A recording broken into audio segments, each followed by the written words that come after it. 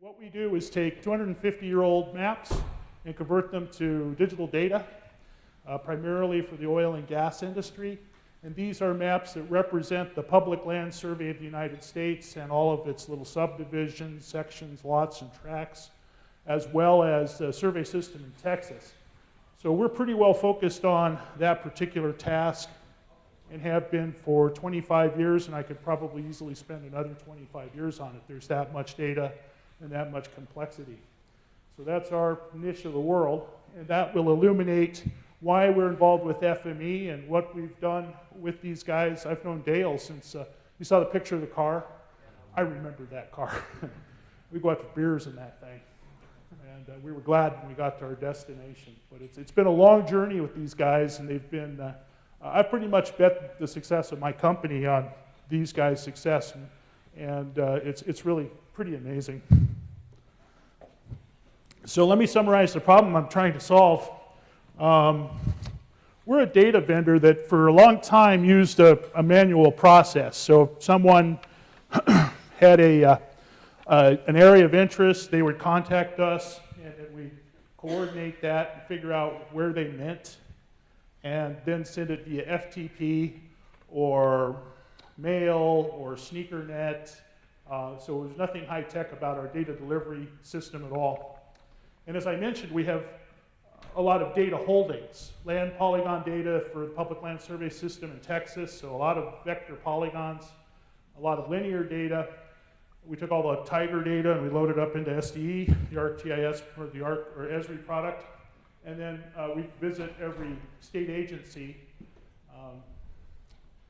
every 90 days and collect a well refresh, new wells that have been drilled, old wells that they've typed in, that kind of thing. So we're pretty busy bees and have these libraries of data that people subscribe to. So we needed to replace our system. We needed to figure out a way to automate what we were doing. So we made some observations and made a list of benefits. And one of them was that a simple website hides complexity. So there's a lot of moving parts, but you don't want to support that with users. If there's 3 functions, that's all you want to support. That'll keep you busy. If you have 300 functions, you're rapidly going to have to ramp up all the customer support functions at your organization. So we looked to FME server as a way to simplify that task. Also, we wanted customers to be able to self-serve, and even more importantly than that, self-quote. So imagine I told you about the process of getting together faxes of scanned napkins and that kind of thing of their area of interest. We wanted them to have a way to go in and select their area of interest, define the coordinates that they wanted in their output format, define the output format, and have that both quote, how much is this going to cost, how big is the area, and then get that approved, because in a lot of organizations there's an approval process. You have to take it to your boss and say, hey, here's what I'm interested in getting, can I get your approval? And then come back to the system and say, yeah, this is what we want to do, or fine-tune it, and then run the process to get the results. One thing that's kind of esoteric, I don't want to skip this part, we wanted a repeatable process and a scalable process. Dale just talked about scaling things, and that's very important. Do you have 100 users using your system? Do you have 1,000 users using your system? Do you have 5,000 users using your system? And that can make a huge difference. You guys have noticed when you process rasters, and I guess I'm the raster guy, but you get a big enough raster, and what worked last year in a tiny little data set doesn't work this year when you have quote-unquote big data, all right? So those things we ran into. For us, and this was a corporate sensibility, we wanted to, it just sort of happened to us. I'd like to say I anticipated this. But in the old days, I had products. I had this box of well data. I had this box of road data. I had this box of land survey data. When you upload all of that into an EC2 instance, then all of a sudden you have eliminated the artificial product line distinctions. Instead of boxes of stuff, it's check boxes of stuff. And Paul Ramsey made a great point. Said that along the lines, if it isn't necessarily the new things that change the world, It's the old things and new combinations that change the world. And I think he's absolutely right about that. So this whole idea has given us a new synergy among and between our products. You know, the next new digital data layer may just be the combination of this layer and some new FME transformer away from producing something that's really amazing. So to that point, we also have a sandbox now for prototyping new products. And I couldn't easily do this before. I'd have to go through the whole productization process, create this thing, and then talk to you individually to see if you wanted to use it. Now if I want to create a new geological layer, I can prototype it, I can put it up in the cloud, I can send an email, and I can solicit feedback and see if it makes sense to pursue that. Okay. Cloud technology, I think if there's one takeaway theme from this conference, it's that cloud technology is becoming ubiquitous. I'm using it, you're using it, our employees are using it, the people who work for us are using it. It's just, it isn't without problems, but it is everywhere now. So there was a real driver for us changing. And finally, I call it heat map intelligence. And this is the idea, now Dale's very careful with this when he talks about it, as am I, and that is if you opt in, we can take the data and understand on an aggregate basis, you know, what areas in the country or on North America are hot, what are cooling off, where is activity taking place. I think if you take the time to make that transparent with your users and not be evil, basically, this can be used for good purposes and product development to understand where are people using data in the cloud. But I've got to emphasize that again, it has to be transparent and not one of these Facebook behind-the-scenes things that changes every 5 minutes, you know.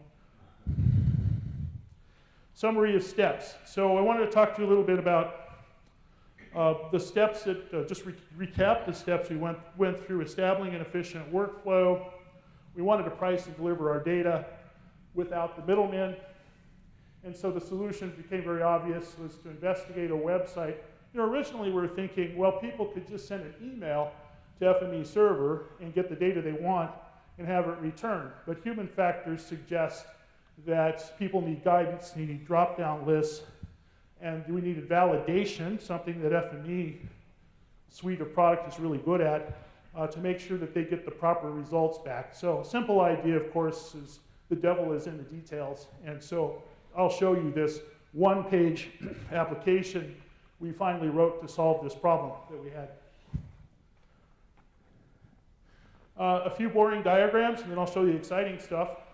The basic data flow then originally was to send an email, properly formatted email, asking for a Texas county or a county in New Mexico or some data in the offshore, line by line, in a proper format, using desired coordinates. That would be sent to a parser, and then this parser would interpret it, would send the results, and translate that into a bunch of GeoSQL that we then fed to our database, a PostGIS data store. And then as all that machination takes place, returns it to FME workspace, and then sends a link to your results. So when I do the demo, you'll see something like this. Second slide, basically the email system that we originally talked about could be thought of in three conceptual ways.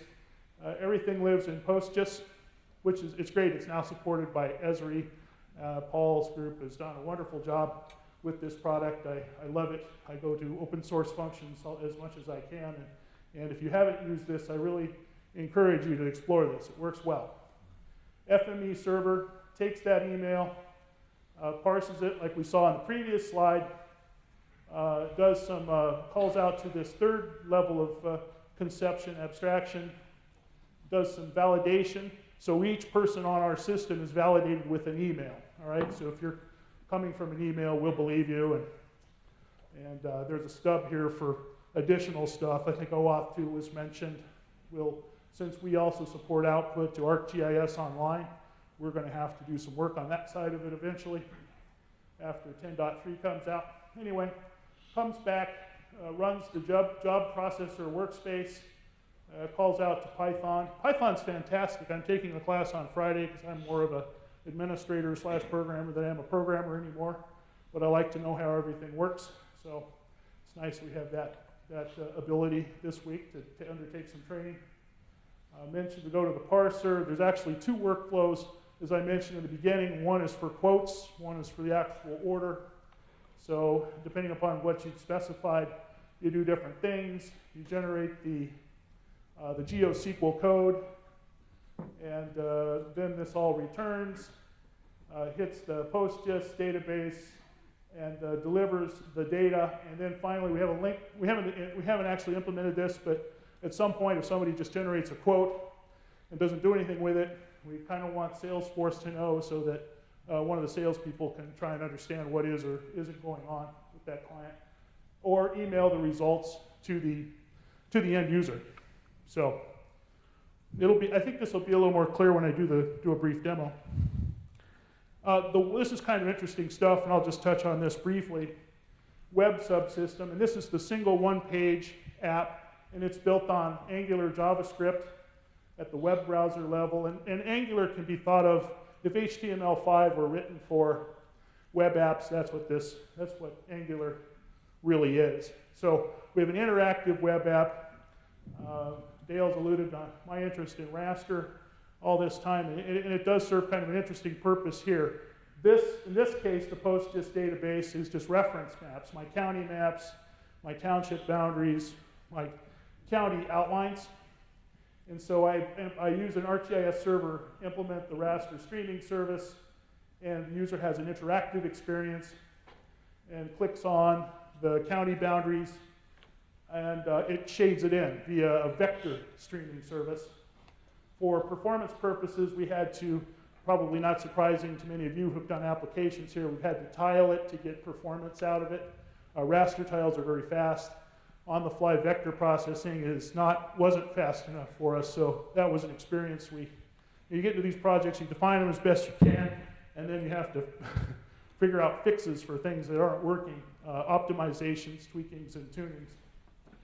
I also wanted to point out we use the Rails framework and the Ruby programming language here as for the Rails web application as well. So all of these things are coming together. We've got Esri, Google, we've got Angular, we've got Ruby, we've got Rails, we've got FME, and we've got PostGIS all running in this application. So I'm surprised it doesn't blow up or something. But you know, it all plays pretty well, one with the next. So we were excited about this.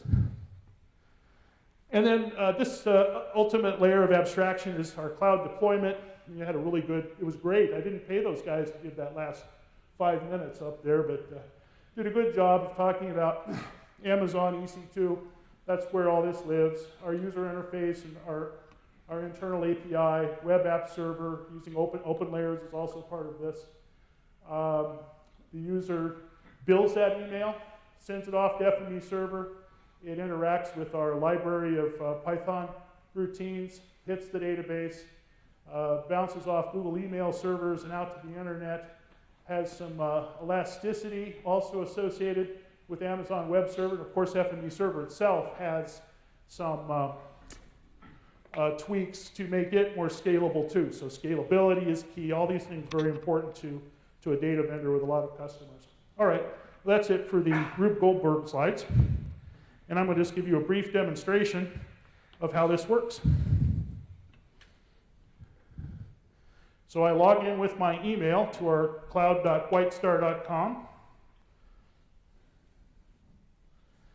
And I get my one-pager. I'm supposed to. It's a little slow.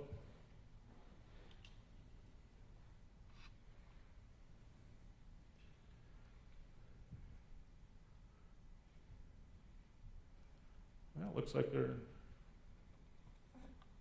having trouble with the internet here. Boo-hoo. Well, what you do see. Let's see, I actually have plan B here since that doesn't work. This is the one pager, and I'll just go through this.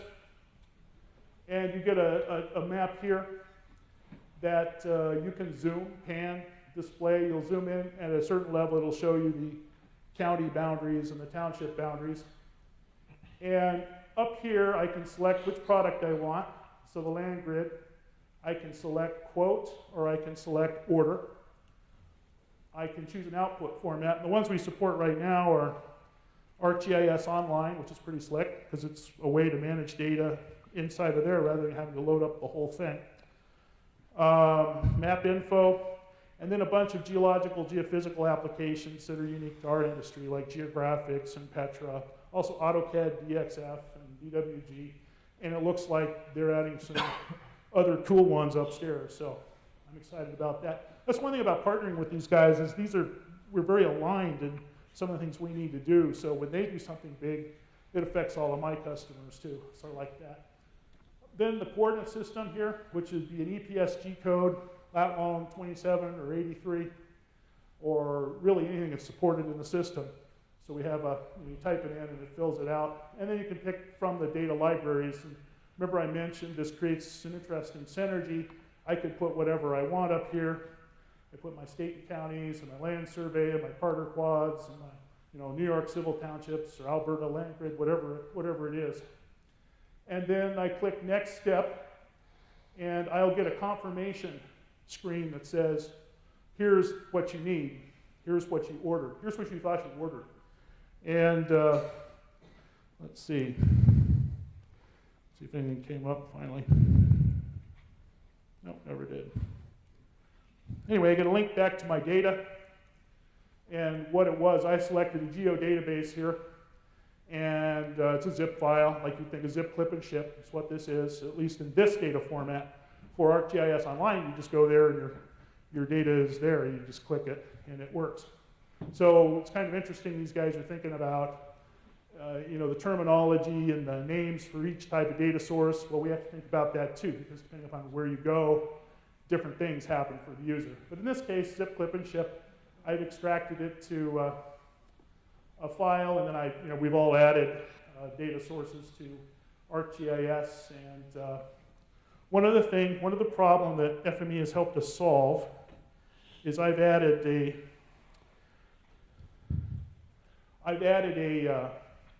two fields for every polygon we serve. So we serve data. One of the big problems that people have is updating data. And so most vendors will say, well, here you go, good luck. And one thing we did was add 2 new date fields, which you can see the dates, but an attribute modification date and a geometry modification date for every polygon in the database. And so you can run queries against FME server and say, hey, just give me the polygons that have changed after this change date.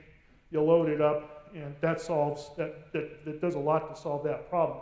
It doesn't update data that's fitted to those polygons, but one step at a time, right, on those kind of issues. So anyway, that's the system. We're rolling into it this year. Dale and Don have done a fantastic job with a product that is very useful for us and has solved a major business problem for me, and I think it's cool on top of it all. So thank you, and any questions? Oh, so we got a mic here we can pass around if you want to. I'll put that last slide up.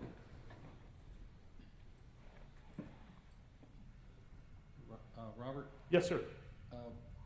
What's your source data? Is that in Esri or PostGIS or what? All of our data is proprietary. So we've either collected it on or digitized it ourselves. We have a group that does that.